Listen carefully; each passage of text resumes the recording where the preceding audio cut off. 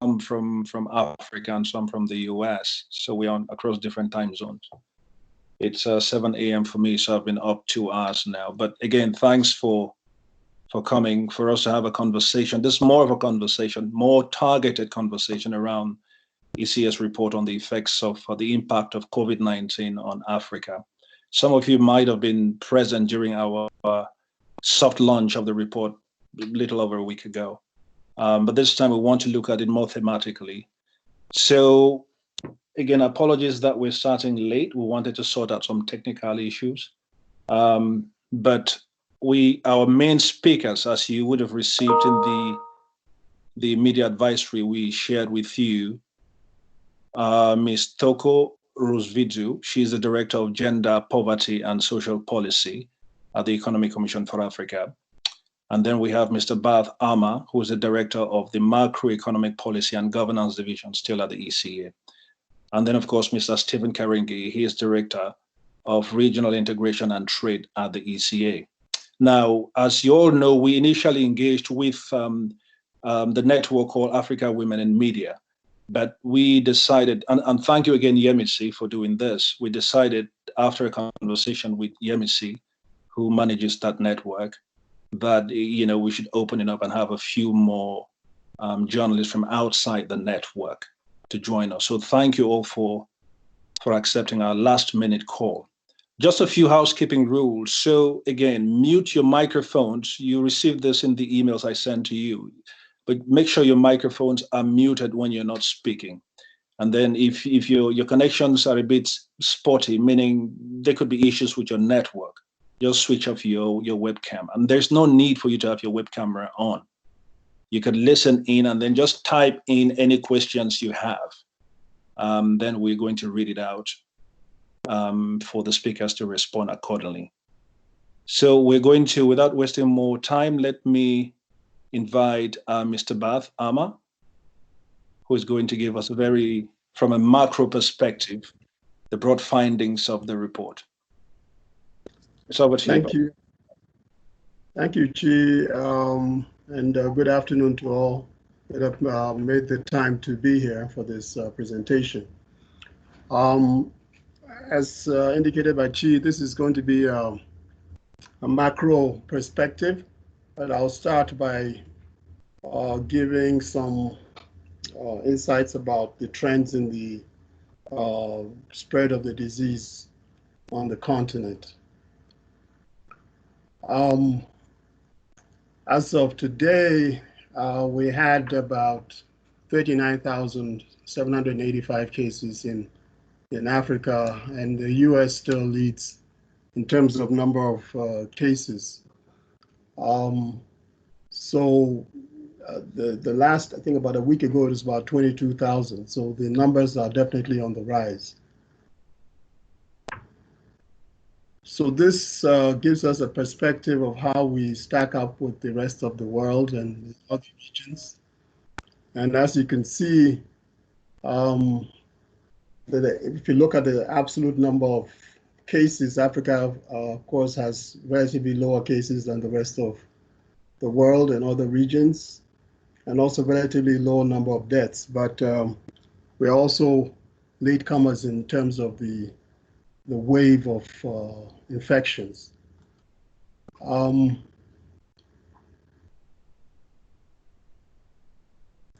So if we look at how the deaths stack up to the number of cases as well, the Asia region, if the numbers, of course, this all depends on the data, the accuracy of the data, you find that the Asia region has the lowest ratio of deaths per cases, followed by Africa, South America, and then North America, and then Europe has the highest, about 9.8%. So those are the trends in terms of the cases and how they relate to the deaths in Africa. So the rest of the presentation will be looking at the vulnerabilities of Africa to the contagion, and then look at how the Africa region policymakers in Africa, or economies, the capacity to actually finance and respond to these, to the contagion, and then look at policy recommendations, as well as what African countries are actually doing. The first vulnerability that we want to look at, we're examining here, is really the density of the population, given the fact that Africa is rapidly urbanizing, and that nearly 600 million Africans, or 43% of the African population, live in urban areas, of which 56% live in slums. The tendency for contagion is relatively high in Africa. And then you add to that the access to hand washing facilities, which is about 34% in Africa. So this sort of makes us relatively more vulnerable to contagion compared to other regions. And then if you also add the issue of the health systems, looking at indicators like number of beds per thousand, number of doctors per thousand, you find that the numbers are quite low in Africa. And then the problem is compounded by the fact that we depend a lot on the outside world for our pharmaceuticals, 94%, of which 51% comes from Europe, which is, as we showed before, has been very hard hit by the disease, and then India. So these are factors that make us vulnerable. And of course, there's also the recent trend where countries are now imposing bans on the export of pharmaceuticals. So if we do not have a way to access these pharmaceuticals or supplies, there's going to be a challenge. Indeed, there's a competition, fierce competition for medical supplies, PPE, ventilators, and all these relevant supplies that are needed to limit the spread of the disease. So as African countries trying to procure these supplies by themselves, the competition does not make it possible, and we need to be able to pool our procurement efforts so that we buy in larger volumes and are able to pay upfront for these supplies as demanded by the market. So this really highlights the fact that most of these countries in dark blue have imposed export restrictions on COVID-related supplies.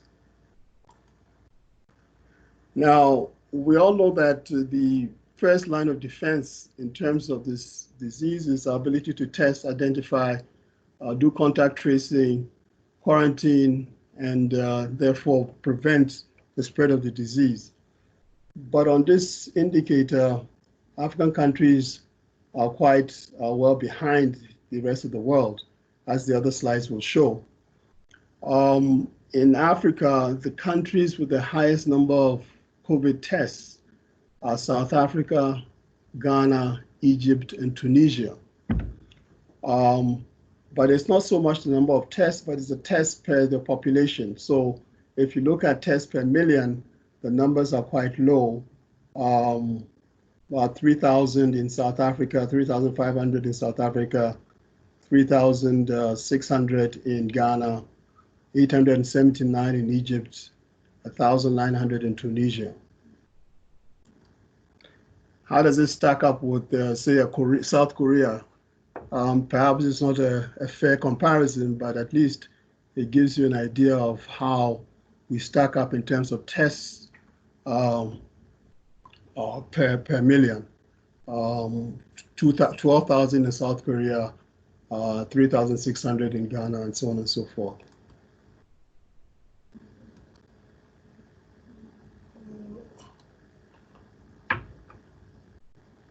Okay, so what does this mean in terms of the projections of on our economy and of our GDP? How is this, the fact that we have rising cases of rising COVID cases, what are the implications for our GDP, employment, and poverty? ECA has done some estimates of the impact of COVID on our GDP, and we are looking at 3 different scenarios. The trend before COVID was an estimate of a 3.1% GDP growth. But because of COVID, the range is between a negative growth of 2.7%, which is the worst case scenario, and the best case scenario of 1.1%. This is going to have implications for jobs and also for poverty. We expect that depending on the growth rate that we achieve, we're going to have about 5 to 29 million people impoverished and 19 million more people who will be jobless. Now, the capacity to, of course, the impact of this disease on our economies will also depend on our capacity to respond. And here we're looking at our financial capacity. The storyline here, though, is that if you look at our tax to GDP ratio, which gives us an indication of the resources we have domestically to respond to this disease, those figures have been declining from 16.1% in 2013 to 13.4%. And most of our taxes come from personal income tax and corporate income tax. So as these businesses begin to collapse, or should they collapse, we can expect our domestic revenues also to decline correspondingly. And in effect, our ability to respond to the disease would also be compromised. Now, if we look at the African average in terms of tax to GDP ratios, compare that to what we call the fragile countries, the countries that have been experienced conflict or are having governance challenges, you'll find that they are in an even worse situation. Now, looking beyond our revenues, we also have to look at the debts and the difference between our expenditures and our revenues. That difference, if the more negative it is, means that we have less money actually to spend on the disease. What has happened in Africa is that increasingly after when the US began to impose a regime of what is called quantitative easing, basically easing money, making interest rates low, private investors found investments in the US relatively less attractive than in Africa because our interest rates were relatively higher. So we then had opportunity to access international capital markets and borrow. And yes, we did borrow largely for infrastructure.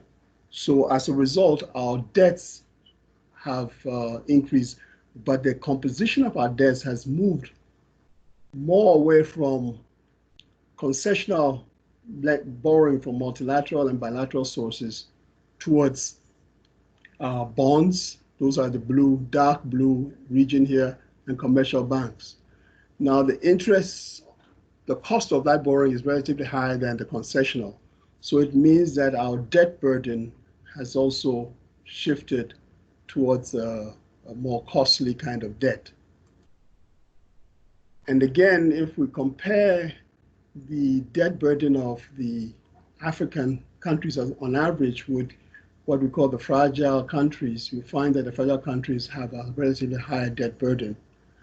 Again, their deficits, which is on the right side here, are also relatively higher than the African average. Now, what does this mean in terms of what are the implications of the COVID also in terms of of our revenues from exports. You'll recall that as China's economic activity in China slowed, their demand for our commodities also declined. So that was reflected in declining commodity prices and declining demand, which means that our reserves, because this is our source of foreign exchange, have declined. If you take a country like Nigeria, in terms of oil, oil prices recently went down to as much as $14. Nigeria estimates computes its budget based on a higher price. So you can imagine the implications for its economy. It recently went to the IMF for a $3.4 billion bailout, which is going to assist. But the story is not a very positive one. Remittances are also likely to decline, particularly for countries that are very dependent on remittances as a percentage of GDP, Lesotho, Liberia, Gambia, Comoros. Now, as commodity prices plummet and the demand for commodities goes down relative to our demand for imports, our currencies also begin to tank, which means that the cost of our borrowing has basically paying back in terms of buying the necessary dollars to pay back our dollar denominated debt is also going to be higher. Now, a critical area where the disease has affected African countries is also in the area of tourism. Countries that depend on tourism, and most of our tourists who come from Europe, which has also been hard hit. And if you look at small island developing countries like the Seychelles, Cabo Verde, Mauritius, they are going to be extremely hit by this, devastated by this disease, particularly in terms of its impact on employment and its impact on the access to foreign reserves. Another area that we also need to be very mindful of is in the area of food imports and how this might affect food security in Africa. We import a lot of our rice from Thailand and India, and our wheat from Russia and France. And these countries have also imposed restrictions on exports of these commodities. More of that will be discussed by Stephen in his presentation, so I will not dwell on that. But it's something to be mindful about, that we started with a health crisis that has basically gone viral. It has morphed into an economic crisis and may further escalate into a food security and maybe even a security crisis. Now, African countries obviously have not been sitting idle in terms of their response to this disease. They have undertaken a variety of measures. Most of them have been in the area of social distancing, but we try to disaggregate their measures by type of measures. And 45 countries have undertaken school and university closures. 40 countries have lowered their reserve requirement and policy rate, basically to make money easier or cheaper to borrow, because a lot of our private firms or SMEs are going to be affected by this. And also recall that as businesses that have borrowed from banks, should they begin to default, which is actually the case for independent oil producers in Nigeria, that's going to have a ripple effect on the banks. So there's a need to really watch what's going on with the banks in terms of defaults and their solvency. Now, the previous, sorry.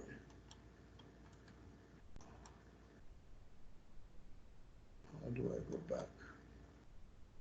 Sorry, just a second.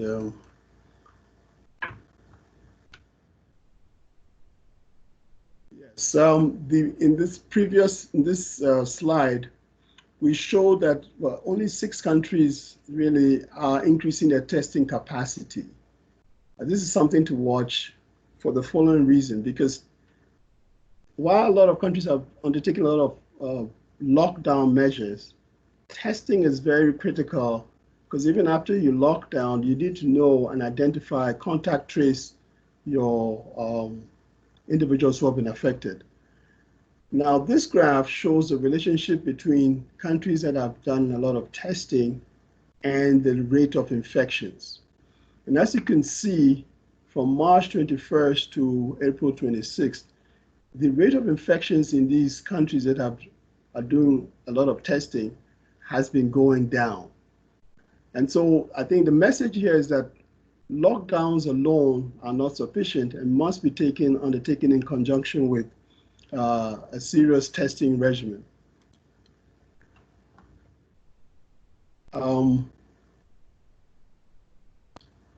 This is the breakdown of countries in terms of their profile by type of lockdown. 18 countries have done 4 lockdowns, 25 countries partial lockdowns, and 11 have done no lockdowns. And as you've probably heard, a lot of countries are actually contemplating suspending their lockdown measures or easing their lockdown measures. The question is, to what extent is this happening in conjunction with increased testing to be able to isolate and contact trace those who are affected by the disease? Now,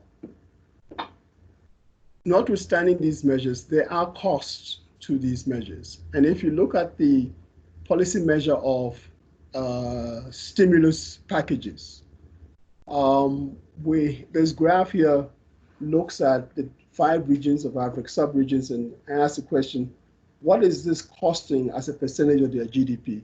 The stimulus packages that these countries have embarked on, what is the cost to them? And you can see here that Morocco in North Africa, these stimulus packages are about 2.7% of GDP, 1.8% of GDP in Tunisia, all the way to 1% in Libya. In Southern Africa, Namibia is bearing a big cost in terms of this the stimulus packages. In West Africa, it is Togo. 2% of the GDP is being allocated for the stimulus. So we have to ask the question, what does this mean in terms of what are the implications for the economy for this kind of expenditure? In East Africa, it's Rwanda, followed by Burundi. And in Central Africa, it is Central African Republic and Congo Republic. So moving forward, what needs to be done to reduce this contagion? Awareness raising is critical, but also working with community leaders to ensure that these lockdowns are adhered to, and to find a lockdown that has a good balance between ensuring that people have access to food, while at the same time staying self-isolating. Extensive testing is also critical, as been shown in the previous slides, and protecting our health workers. But it's also important that we secure resources to procure the necessary materials, to PPEs, to save lives, promote research, provide vaccines, and all the equipment that are necessary to keep people safe. ECA, together with partners, is advocating for 100 billion for Africa's fiscal support. Part of this money is about 15 billion is proposed for a healthcare fund to strengthen our health systems. And also, we need to support our businesses, because these are difficult times. They are likely to go under if they are not supported. Mr. Ama, sorry, just not to disturb you, but if you could just wrap up maybe in the next couple of minutes, maybe? Yeah, thanks. Yeah, I'll be done in about a minute or two. Okay. Yeah, so on partnerships, we want to secure a 2-year debt standstill for all African countries so that that money that they would normally be using to pay their debts can be diverted to support the economy. But most importantly, while the COVID presents a lot of challenges, it also presents a lot of opportunities. You've probably heard about a lot of countries repurposing their factories to produce COVID-related materials. And this is an opportunity to jumpstart our industrial effort and leverage the opportunities provided by the African Free Trade area. So I would like to end on a positive note that a number of countries have received support from the IMF. We have an estimate of about 2.6 billion from the IMF, 270 million from the World Bank. But these resources will have to be used in a way that benefits the poor. And I'd like to end on the issue of importance of good governance to ensure that those that need those resources actually benefit from them. So I'll stop here and look forward to any questions you may have on this topic. Thank you. Thank you very much, Mr. Armour. Thanks indeed. Staggering numbers to think of a continent with high poverty rate. Now we are talking about people in millions who might end up in poverty as a result of COVID-19. It's just mind-blowing. Thanks indeed for that. Just to let those journalists know that we would be making available the PowerPoint presentation, the slides, just in case you needed them. We would invite Ms. Toko right now, who would take us into the lane of COVID-19 and gender. Ms. Toko, over to you. Thank you very much, Robel. Can you please put on my presentation? Good afternoon, everybody, and good morning, wherever you are. I'm happy. Hello, I'm happy that this press briefing is for women in the media. I think it's critical that women and girls are put at the center of the COVID response.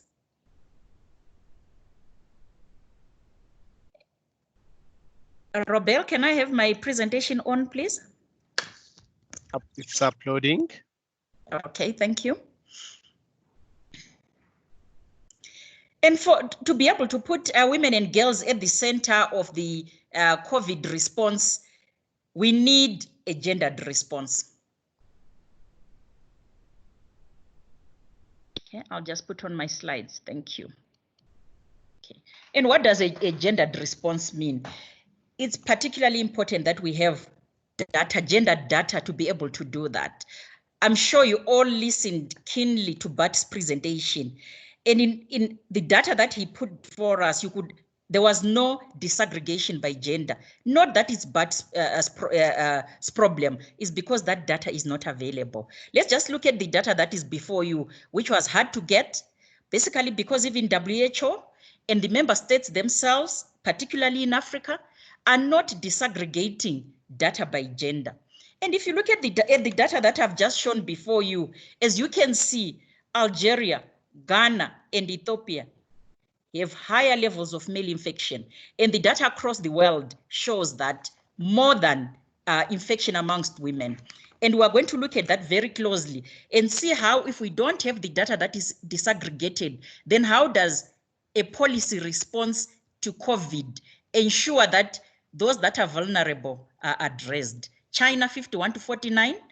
And remember, this is not the latest data. This is the data that we could find. South Africa is different. With a median age of infection between 31 and 40 years, comprising 37% of all the infected numbers being female. In Ghana, I bring on the other slide. If you look at Ghana, males between 31 to 45 years age peak the most in the infection group. We don't have the female figure to go by, So we are looking at the male figures and the age group. If you compare the age group that we are looking at compared to rest of the world, where is the above 50s that are getting infected in Africa is different. In West Africa, of all the data that has been availed by WHO, it is not gendered. So it's difficult to determine whether the infections are higher amongst women or amongst men, particularly in the whole continent. What are the effects of this? More males than females die from COVID, according to the data and the statistics that we have globally, and particularly in the few countries that have shown. Of course, I showed the infection rates rather than the death rates.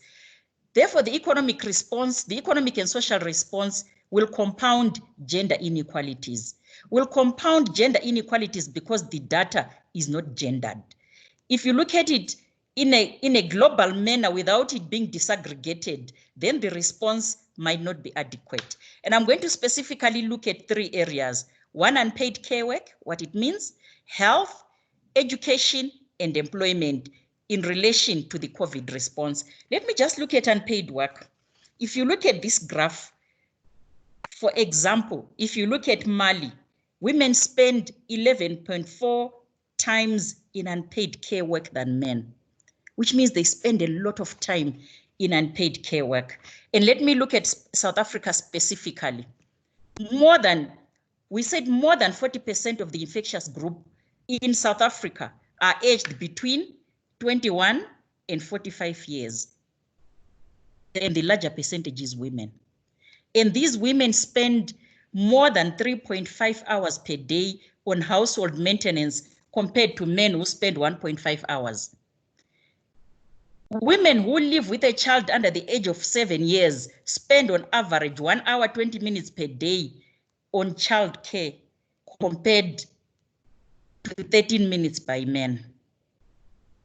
Gauteng, for example, where the most affected actually are, they have the highest gender differential in terms of the time they spend in caring. This is coming from the data of work that we've done before. So where am I going with this? It means increased care time will fall disproportionately on women of the ages between 35 and 45 years. And specifically looking at the South African data, which I've shared with you, it means they are the highest in terms of infection. Health and education, so what does it mean? The vast majority of nurses are females in Africa. 65% of all nurses are female and 75% are doctors. And where does the caring fall? Who are the lead in terms of health workers leading in the care? They are the women, and we're talking about 72%. Let's look at Ebola, because right now we don't have a lot of gender data on COVID-19. But if we look at Ebola, for example, during the Ebola crisis in West Africa, from 2014 to 2016, it shows health workers were more likely than other groups to become infected and die after being infected. And I'm sure after Ebola, when we go back and disaggregate the data and look at the death rates and look at the infections as well, it will show a similar story as the Ebola crisis. Since women are more involved in care of those that are infected, we don't have the total data to show us, but going by the Ebola experience, we expect that female health workers are more likely being infected with the virus. That's why I emphasize that the disaggregated data is critical, because then it gives us the ability to be able to have a policy response that is gendered and responding to the needs of the different groupings of society. Let me look at education. During the Ebola crisis, Guinea, Liberia, and Sierra Leone, 5 million children were affected by closure. And here, look at the countries, the number of countries that but shared that under total lockdown. It means in those countries, all the children have been affected by closure. And if you go to the home situation, the majority of those young girls who are at home don't have access to any form of education because they don't have access to internet. And where chores are to be undertaken, it will mostly be girls. And already we showed when we looked at care, who carries the most in terms of care, it's women. And that applies to young girls as well, which means they don't have time to do any assigned work. If they do the assigned work, which could have been assigned probably in the rural areas a month before the shutdown, they don't have adequate time to be able to do that work except late in the evening. In one area in Sierra Leone, they experienced an increase of teenage pregnancy by 65%. We don't have the figures. Most countries are under lockdown. We're able to not to assess what is happening at the home front. And one can expect that when the lockdown is over, the percentages of teenage pregnancies at home, either from uncles or relations, and domestic violence. Already globally, it's been shown that domestic violence is very high. In Africa, prior to even the COVID-19, we didn't have total figures of domestic violence, though we are aware that domestic violence is very high because families don't report on domestic violence. And increasingly, under a lockdown situation, we can anticipate that domestic violence is up, high fertility. Once kids, especially young girls, are not able to have access to education, we are going to have huge gender gaps in education at the end of the school year, which might probably be next year, when already there are huge gender gaps in education. Discrimination in formal labor markets, which already exist. So if girls are going to have been disadvantaged in terms of access to education during the lockdown, which means they will further be discriminated from the labor market because they don't have the required education. And of course, I've spoken to the difficulty that they are required to undertake childcare. So what does it mean? Lack of COVID gender data accentuates gender inequality across unpaid care work, health, education, and employment when you open up. In South Africa, the highest proportion of infection is amongst women who undertake the most domestic and care activities. I'm re-emphasizing the points that have been raising. Infrastructure. If you look at the figures where we have higher rates of male infection, is it because women are not being tested? Is it the distance to the testing centers? Is it cultural? Testing should be localized to allow for women as well to have access. We are making these conclusions basically because of the lockdown, data is not available, and we hope when we open up, we'll be able to determine the reason why we have higher figures of male infection in the rest of the continent, but not necessarily in South Africa. Is it because South Africa also shows its data clearly out there? Social protection is key, and Bart did speak to it as a response to COVID-19 and to address livelihoods that are totally being destroyed by COVID-19. And countries are coming up with programs of extending social cash transfer to the poorest when we don't have the data that determines who the poorest are, the most vulnerable. Women are at a greater risk due to the segregation, to the occupational segregation. For example, if you look at across districts in South Africa, more than 80% of community health workers are women. Do they have access to PPEs? And you could ask that question across the whole continent. And what we're basically saying here, we need data, we need member states and WHO to open up the data so that support the stimulus packages that are being put in place respond where they are most needed, and especially amongst women. Participation in the labor market, and I did speak to how women come, the opening up, when they've retrogressed in terms of education. Currently, before COVID-19, 90% of the employed women are in the informal sector, and 83%, which means the majority of the women are not in the formal sector. and they will not have an opportunity to be tested. We've seen some of the steps that are being put up in opening up the economies and opening up countries from lockdown. Testing is critical, but that testing will go to the formal sector and not the informal sector where the majority are. The women that are in the formal sector and are in lockdown, when the opening up happens, they will not have the basic capital that is needed to open up their businesses. The stimulus packages that we are looking at the moment do not have a package that addresses the majority of the women that are in the informal sector.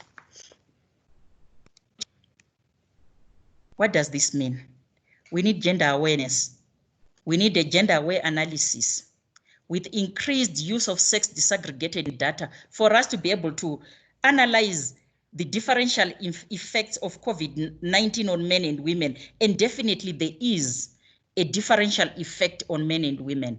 Gender aware policy making, looking at the policy response that responds to the needs of the healthcare workers, the majority of who are women, the women who are undertaking the care at home.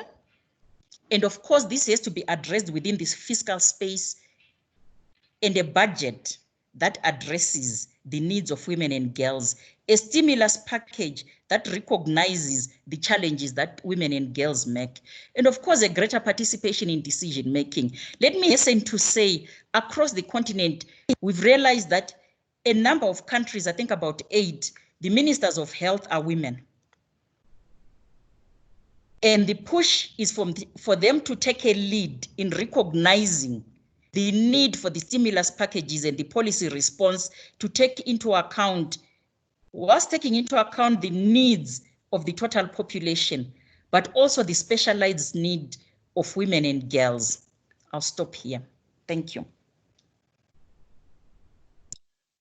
Thank you very much, Toko, for that very interesting presentation. I note that more males than females die from COVID-19. That's interesting to know. And I also note that you say COVID-19 has helped uncover more cases of domestic violence. We actually had an advanced question from a journalist relating to that. But before that, I would like now to invite Mr. Karingi to give us just an avant-goût on some trade-related issues. As you know, this is meant to be a series, meaning we would then have another session which would be focused strictly or solely on trade-related issues, so that we have a lot of time to get into the depth of a specific theme that helps us all understand the subject matter even better and have a lot of material to write about.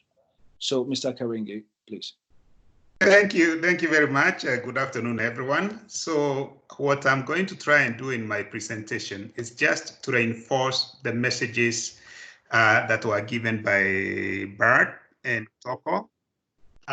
First, to say that the story that you have heard from Bart, most of that story is actually happening through the trade channel. And so I'll just give you examples for those of you who are not part of the first soft launch of this report, just to show you what is happening in some of the sectors.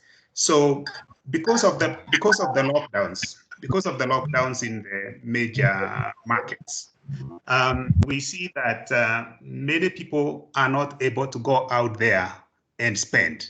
So our textiles and garment sector, and by extension, a lot of the people who work in the production of cotton and the processing of cotton are actually being impacted. So what you see before you is essentially the dependence of some of our economies to the exports of textile.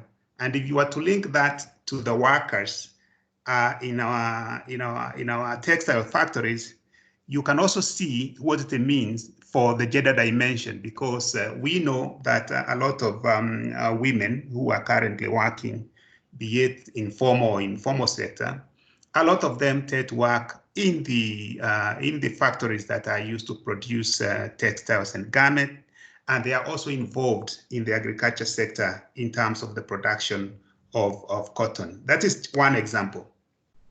Also, in the case of coffee and tea and horticulture, or rather in terms of flowers, because also of the lockdown and the inability of people to go out for coffees and things, we saw that there was a reduction in the prices of coffee since where they were in December. Now, this alone is impacting a lot of farmers in some of the countries like Uganda, Ethiopia, Kenya, where there's a lot of production of tea and coffee, as well as flowers. So again, this is just to reinforce the story about the trade channel and how it is actually making it more difficult for households to earn a living because of the depressed demand. The same case we can tell for those of us who cover the stories in West Africa. We see that countries like Cote d'Ivoire and Ghana and Nigeria and Cameroon, as we know, they are major exporters of cocoa, and the markets where they do export this, which is mainly the European Union, we know what is happening there, and there has been an experience of reduction of cocoa prices. And if you were to take the case of Ghana, this is likely to impact up to 800,000 farmers. Very quickly, Toko did talk about the issue of women. Now, the services sector has actually been significantly impacted by COVID-19. It turns out that most of the services sector is both in the tourism but also in the logistics sector. So a lot of women work in the tourism sector. They also work in the services sector that are linked to the tourism itself. That is in the aviation sector, even in the transport sector. So we have countries like Seychelles, Cabo Verde, Mauritius, where there is actually a huge impact in terms of their GDP because they depend a lot on tourism. And also we have our major airlines within the continent, Ethiopian Airlines, South African Airlines, Kenya Airways, Air Maroc, also being impacted in terms of their ability to conduct business because of COVID-19. Again, there are a lot of women who work there. So having given those examples, Bart and Toko both talked about the partnerships that we are looking for. The $100 billion that is actually being sought for Africa, and the response that Toko has said we need to have that focuses on women. Now, this slide here basically calls for a partnership in dealing with COVID-19, which is actually being driven by the point that Bart made, that because of the export restrictions that countries are making in terms of medical supplies, Africa is being impacted negatively. And like you heard from Toko, a lot of the people in the front line who could actually benefit from these supplies also happen to be women. And so there is a trade dimension to this, which then tells us that what is it that we can do ourselves as a continent? We have already seen that a lot of our governments in the continent are coming up with fiscal measures to try to stabilize the economies through the measures they have taken. But in addition to that, though, on top of that, though, it's important to realize that there are things that we do as a continent that we need to stop doing immediately if we are going to continue, if we are going to win this war against COVID. And this is to have trade policies that do not make it difficult for us to get access to the equipment and the medicines that we need, or even to be able to produce what we need to fight COVID-19. So this is just an example of the kind of tariffs that we have in the area of our trade policy that could actually be making it difficult for us ourselves. And this is an action that we can take as a continent. Let me take one more minute, Chi, so that we can go into questions. Now, some countries are encouraging the private sector to repurpose their manufacturing plants so that they can be able to produce medical supplies and pharmaceutical products to fight COVID. We've done a survey. There are quite a number of companies within the continent, anywhere between 300 and 1,000 those that have certified good manufacturing practices, maybe between 300, about 300 to 500. But then you also have others that have not yet been certified by the WHO in terms of medical supplies and pharmaceutical production, but they are there. Now, so there is actually a base, and we can have a conversation on this. There is actually a base within the continent that with good financing and with the generated demand that we have seen, we can actually start building towards production of pharmaceuticals and medical supplies within the continent. And with the AFCFTA, we can actually be able to trade across the continent so that we not only deal with the situation that we are seeing today, but also be prepared, not just for the next pandemic, but also in helping our economies to recover. So we are planning to have a much more detailed session on trade, where we can talk also about the AFCFTA and the options that we have. But what I would want to conclude by saying is that what we have seen has sort of told us we needed to have the AFCFTA many years back, such that if we had the CFTA already categorizing production and trade, today we will not be facing the same issues that we are facing today. So with this, let me stop here. We can come back and talk about the food security issue, but I think we want to give you an opportunity because we have limited time to answer some questions. Thank you, Chief. Thank you, Mr. Kerry. Thanks indeed. This is interesting, and I'm really looking forward to the session on trade-related issues, especially talk about the AFCFTA and regional integration, how those have been impacted by COVID-19. Now, we do have a number of questions coming in, many of them relating to gender, but I think there are components that have to do with tax policies and what have you. So I'll start with a question we received earlier from a journalist, Grace. It reads, it's about women's rights. So there has been much alarm raised over the growing case of rape, domestic violence as a result of the COVID-19 lockdown. How is this to be addressed now and after the pandemic? That's the first question. Maybe I should just have Thoko come in on that one, then I'll read the next couple of questions. As you can appreciate, I'm sure you know, access right now is virtually almost impossible. That's why the reality of what is happening on the ground, which we anticipate to be very high, is limited. You know, our access to the information that can tell us what is happening on the ground. But going by the figures that we had before COVID, where sexual and gender-based violence is very high, look at a country like South Africa. What we are looking at, in a week's time, we're going to have a meeting with the ministers of gender.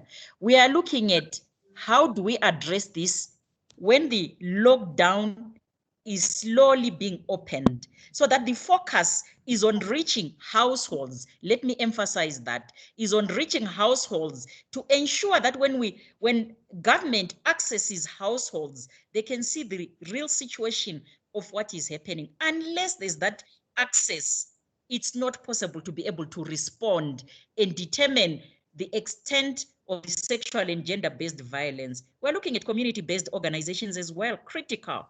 The civil society movement on the continent have come together, and they are looking at how to respond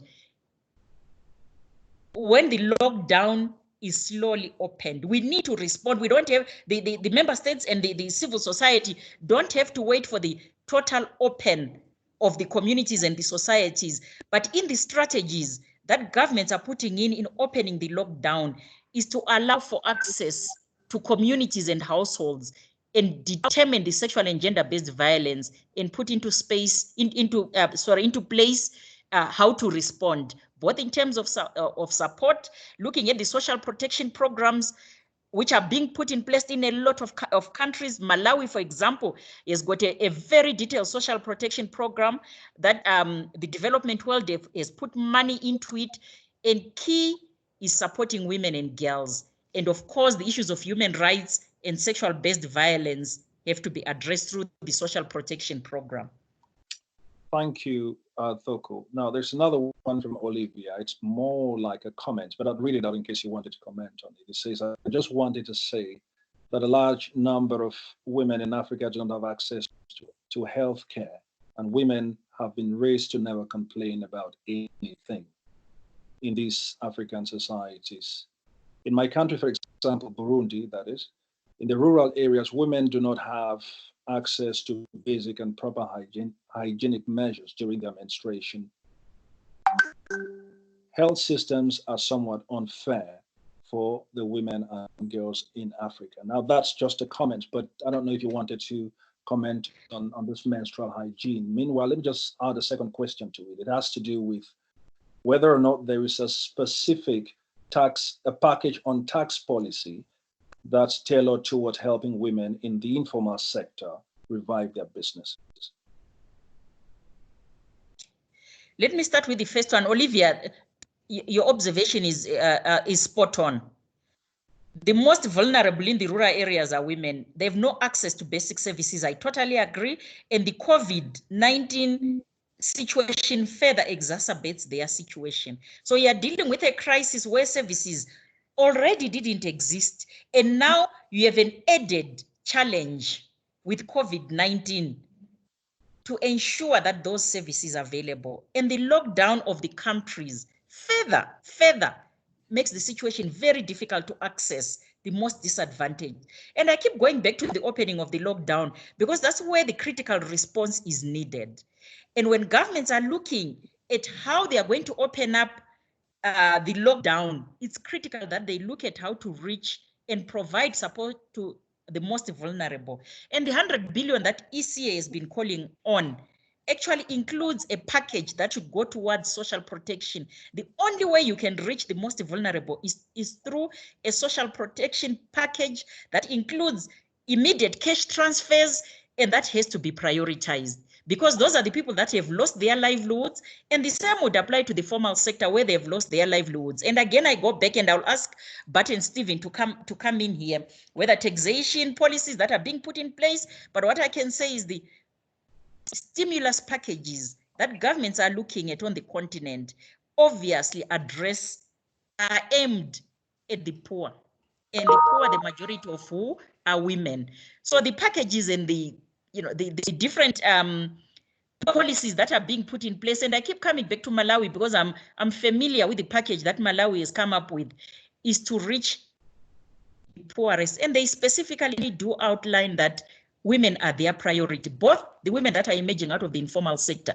And we're also encouraging that packages be put in place that provides the initial money for capital for women to start opening up their informal businesses. Because when we open up, all of them will have lost whatever capital that they had to be able to open up any form of business. So in the packages that we're actually advising the member states, we're looking at whether they can look at startup funds to support and assist women in the informal sector. And of course, men will also be considered, but considering that 90% of women are in the informal sector, it means they should get priority.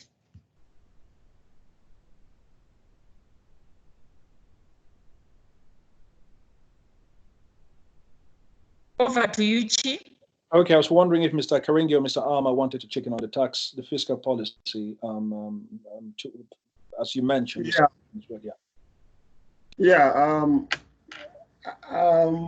I think this is definitely, I see as an opportunity for governments to get insights into the informal sector, and also as a basis for better targeted support.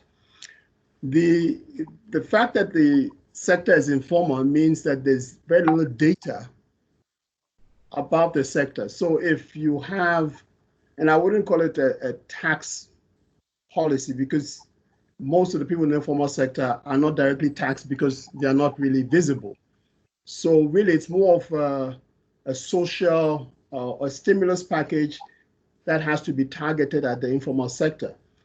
But then to target, you need to have data on who is in the informal sector. So really, I see this as an opportunity in the following sense, that if the stimulus package, as a condition for benefiting from the stimulus package, people in the informal sector would have to register so that we use that as an opportunity to get information about it. Okay. And then of course, that would then make it possible for the targeting of the resources.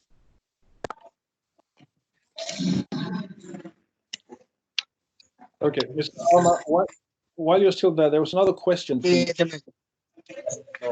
Hello? Hello, do you hear me? Yes, I can hear you now. Yes. Oh, so you didn't hear me before, correct? Yeah, I lost you at some point. I'm not sure where, but Yeah, no.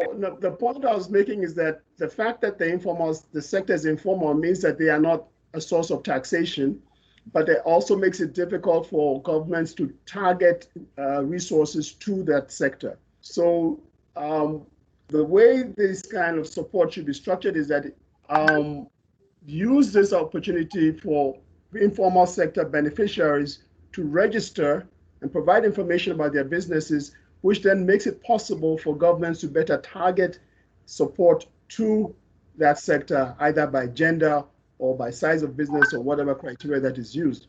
So I see this as an opportunity for better information about the informal sector and also to ensure more effective targeting, because the fact that the sector is informal makes it difficult to channel resources to those specific individuals who need them, or categories of individuals.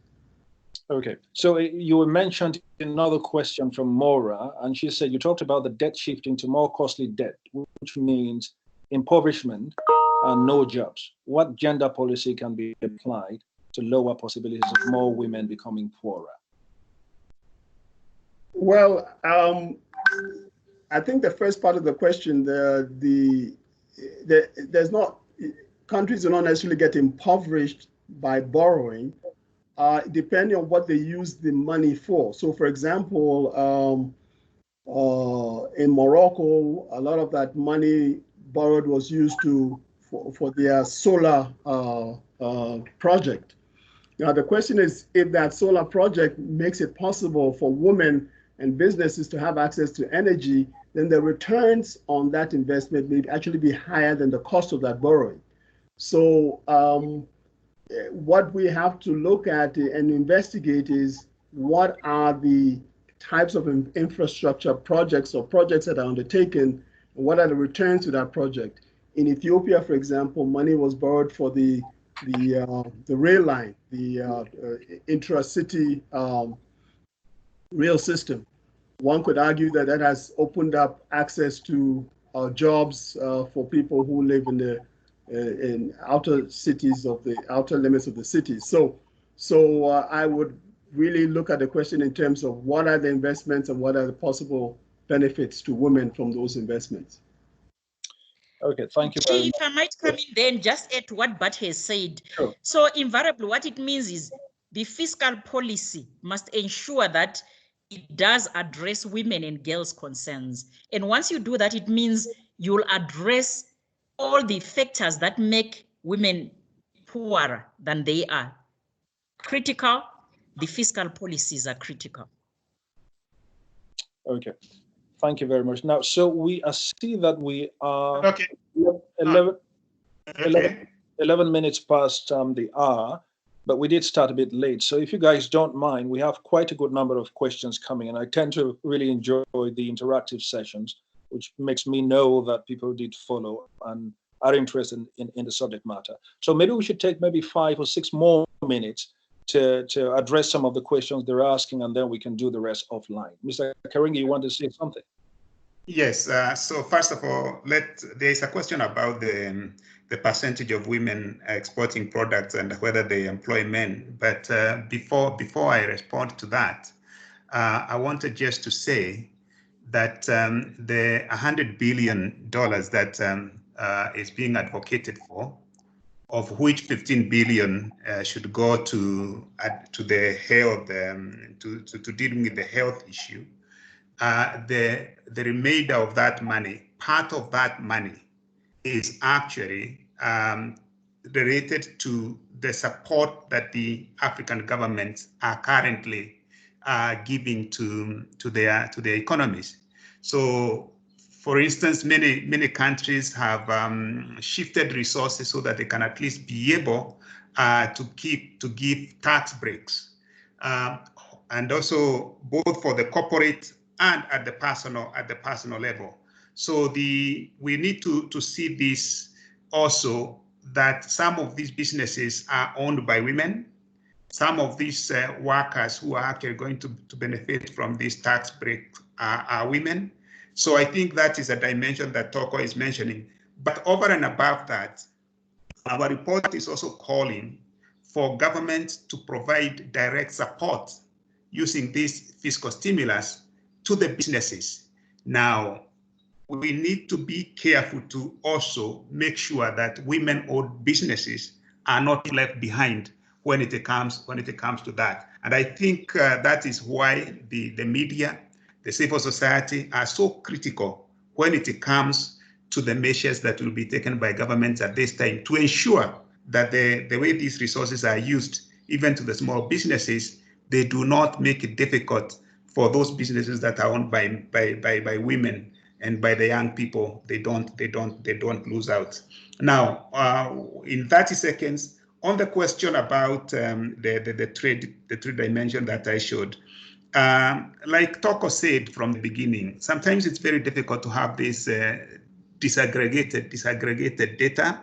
What I would want to say is that there are hundreds of thousands of workers and households that are going to be impacted by the inability of Africa to sort of send its manufactured clothes or textiles and garments, its flowers, its coffee, its produced coffee and tea.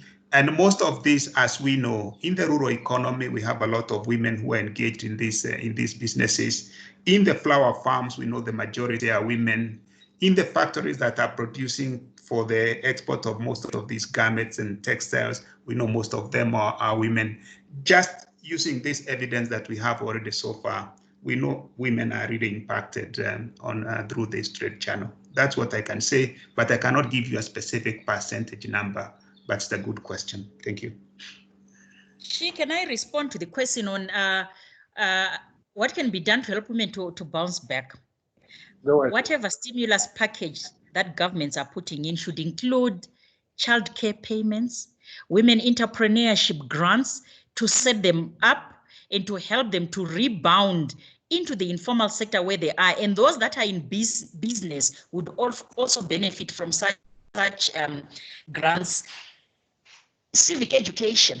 I'm going to say something very controversial. If you look at Sweden, distancing, in the whole Scandinavian countries, Sweden's economy, if I'm not wrong, their economy has gone down by 37% and the rest of the Scandinavian countries by 69% through social distancing.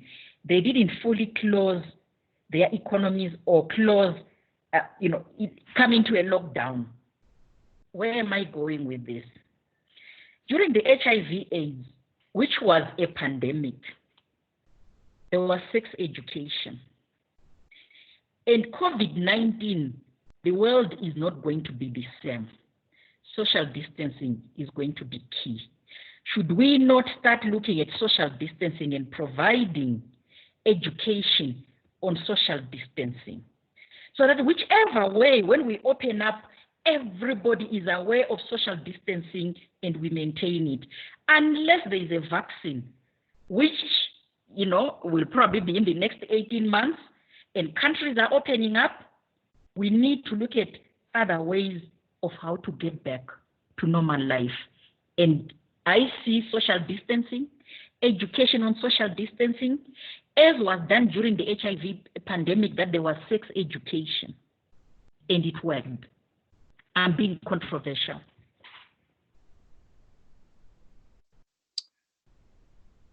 Toko, thank you very much. Are you there? Yes, I'm there. Okay, all right, thanks a lot. Now, I think you already touched on it, but if you could just, conclude with this one comment, actually, where someone talks about in COVID-19 crisis, men should support women regardless of any other argument, but that moral and civic education are needed. Is that what you mean by social distancing? Or when he says men should support women regardless of whatever arguments are advanced, what's your take on that? I was responding to the question on civic education and specifically looking at how do we get back to normal life and advocating for education in social distancing. Moral education, yes, and that has been taking place. It has to continue happening at every level. And by the way, when you're talking about moral education, we're not talking about just behavior and attitudes, but an understanding of if you're looking at the fiscus, what does it mean? Because at the end of the day, if you personally don't believe that gender equality and women's empowerment is important, you're not going to address those issues that are critical if you're looking at the fiscal policies, if you're looking at the health policies. So moral is beyond our personal behaviors. It's being able to understand the importance of women and girls, both in education, in health, and in employment. Also, okay. Yes, wonderful. Thank you very much. Did Mr. Armour have anything to add, Mr. Karingi? Or I think we should about wrap it up now. Well, just to hopefully that the media will see the opportunities that have been lost as of now because of the way we have not been able to put in place mechanisms that have already been identified in the past. And I just want to mention that for almost 10 years, we've had the Pharmaceutical Manufacturing Plan for Africa. We have had the industrialization strategy, Accelerated Industrial Development for Africa plan. So if FISH had been implemented, and now we have the AFCFTA, I still want to believe that we would be in a better position as a continent than we are now. So I would just want to make a call that these continental frameworks are so important. So even as we focus on what is happening at the national level, because probably we tend to focus on our domestic markets, I think it's important to tell the continental story and what working together could mean for the continent for now and for the future. Thank you. Thank you very much. Mr. Armour? Yes, I'd like to emphasize that much as this pandemic is a challenge for a lot of African countries, it also represents an opportunity. And I think for the first time in decades, we're actually seeing the movement from rhetoric to action that has been motivated by the imperative of survival. And countries are actually engaging in the task of actually producing their needed equipment to fight the pandemic. There are a lot of innovations, even in ventilators that have been developed that are much cheaper than the ones in the West, production of PPE, and even in the area of research, a lot is happening. And I encourage the media to publicize those activities so as to generate a positive competition among countries to do likewise. Thank you. Thank you very much. I think there's a question here. Someone is seeking clarity on how the $100 billion are to be mobilized internally, or they're going to tap into development partners, I think. The $100 billion is targeting the external development partners, basically. And it is looking at a variety of sources, including what are called special drawing rights, which is basically money that has been created by the International Monetary Fund to support countries in times of economic crisis, but also from the development partners. And as you can see, bilateral monies have been raised from bilateral and multilateral sources, but we need to ensure that money is generated through the source. All right, thank you very much. Ms. Toko, can you give your concluding sentence in maybe 10, 15 seconds? Probably to re-emphasize what Stephen and Bart have already said, that, you know, whilst COVID has a lot of challenges, it's also an opportunity for Africa to now operationalize all the frameworks that we have in place and to look at how best to use our resources on the continent. The opportunity is there. It just needs action. And if we take advantage of the needs of the continent right now, you know, production of medicines moving across borders, the medicines that are produced in one country, focusing on women as a critical group that has a lot to offer, and especially if we look at the health sector. Thank you very much. Thank you, Mr. Karingi, Mr. Arma, Ms. Toko, for a brilliant session. I really enjoyed it, and I hope everyone did as well. I realized that a number of the journalists who had confirmed showed in a bit late. Just a note here that would be able to share the recording, but also that the slides are available if you wanted them, just to send us an email. And if you have some questions you'd like any of our experts to address, please do not hesitate to email me. You got my email address in the media advisory, but also Yemisi would receive some of the questions and share with us. Thanks indeed. And I think we've come to the end of it. You all have a wonderful day, good afternoon or good evening. We will announce to you once we schedule the next session, which would target trade-related issues with Mr. Karingi, but also would bring another expert, just to, you know, to have one or two other things going on at the same time. But I thank you so very much indeed for this. I'd like to call on Yemisi, please, if you could stay back so that we can together have a chat on when we're doing the next one. Yeah, that's fine. Thank you. And just to say thank you very much to all the expert speakers today. It's been a really engaging session, and to the journalists for your questions. And I hope that we will see the stories that will come out of the result of this presentation. And please do share them with us also, so we can share them across our networks. Thank you. Thank you very much.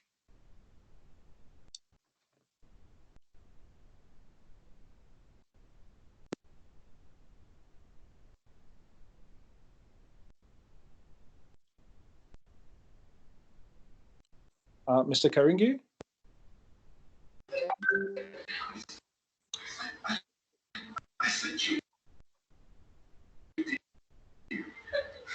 I think we have some people still joining. People are still joining now. But I think, I don't know if Robel, there's a possibility to kind of close it, because it's over now. That way we can have an internal chat. Okay. Okay.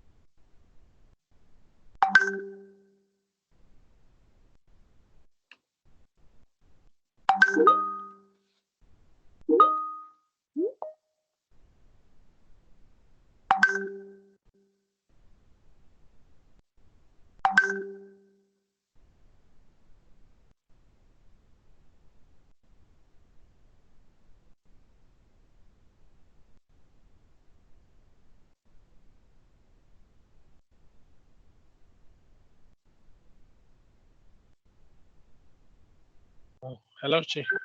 Hey, Robert. Now, can we stop the recording, please? Yes.